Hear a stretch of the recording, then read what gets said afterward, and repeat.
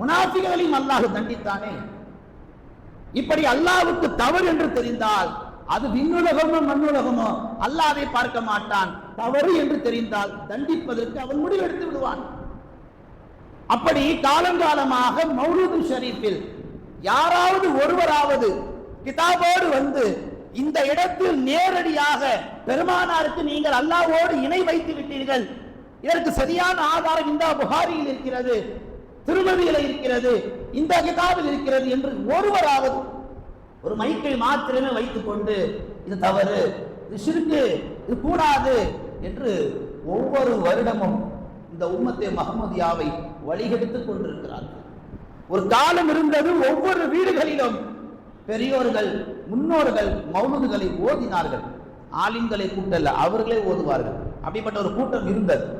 அந்த கூட்டம் எல்லாம் இன்றைக்கு மன்னரைக்கு போய்விட்டது. அவர்களுக்கு பின்னால் வாழக்கூடிய சந்ததியினர்கள், அவருடைய பிள்ளைகள், பிச்சடங்கள் அந்த மௌலிதை ஏறங்கட்டி விட்டார்கள்.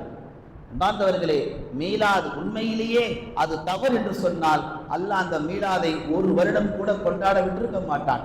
இன்றைக்கு மீலாத் ஏறக்குறைய வரக்கூடிய 26 ஆகஸ்ட் பெருமானார் ஸல்லல்லாஹு அலைஹி அவர்கள் பிறந்த இந்த மண்ணிலே 1501 வருடம், 1500 ஆண்டு காலமாக இந்த மண்ணிலே பெருமானாரை சஹாபாக்கள் புகழ்ந்தார்கள், சுஹதாக்கள் புகழ்ந்தார்கள், நாதாக்கள் புகழ்ந்தார்கள், வலிமார்கள் புகழ்ந்தார்கள், ஆலிம்கள் புகழ்ந்தார்கள், சாதாரண பாமர முஸ்லிம்கள் புகழ்ந்தார்கள்.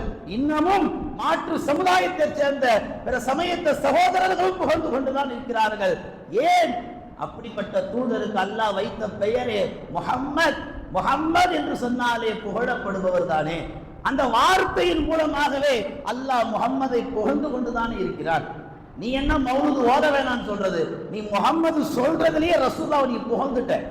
ரசூல் ஸல்லல்லாஹு அலைஹி சொல்லுவார்கள், எதிரிகள் எவனாக இருந்தாலும் என்னை திட்டுவதற்கு முன்னால் புகழ்ந்து விட்டு தான் அவன் என்னை திட்ட வேண்டும்.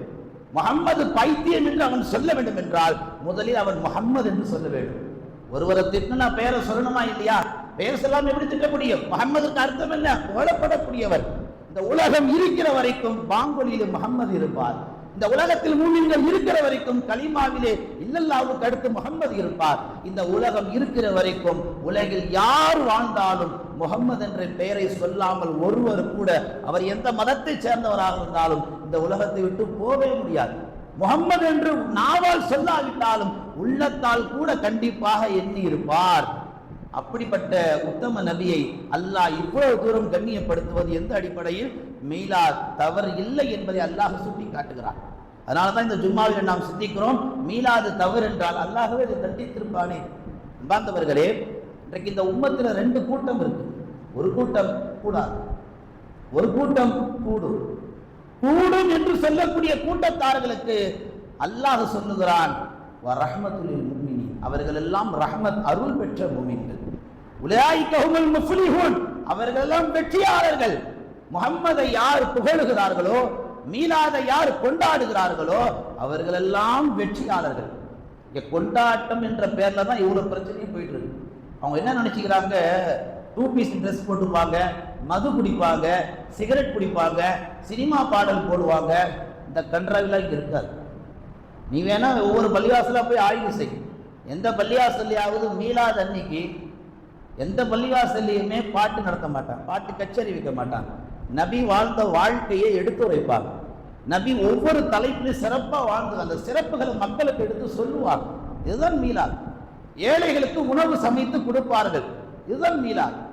மீலாது என்று பெருமானார்கள் அதிகம் ஸலவாத்துக்களை சொல்வார்கள். இதுதான் மீலாது. ஏழைகளுக்கு சாப்பாடு கொடுப்பது அல்லாஹ் தவறு என்று தடுப்பானா?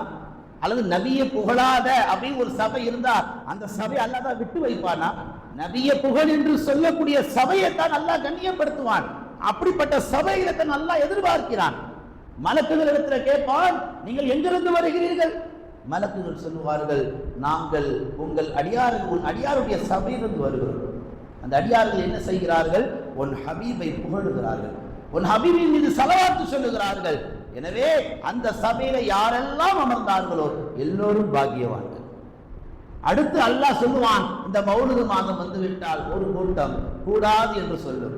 அந்த கூடாது என்று சொல்லக்கூடிய அந்த கூட்டத்தை பார்த்து அல்லாஹ் சொல்லுகிறான், அவர்கள் எல்லாம் துர்பாகியவான்கள், நர்பாகியவான்கள், துரதிர்ஷ்டமுடையவர்கள். தரித்திரம் பிடித்தவர்கள் முகம்மது என்று சொல்வதற்கும் முகம்மதின் மீது ஸலவாத்தை ஓதுவதற்கும் முகம்மதை கூடுதலாக 2 வரி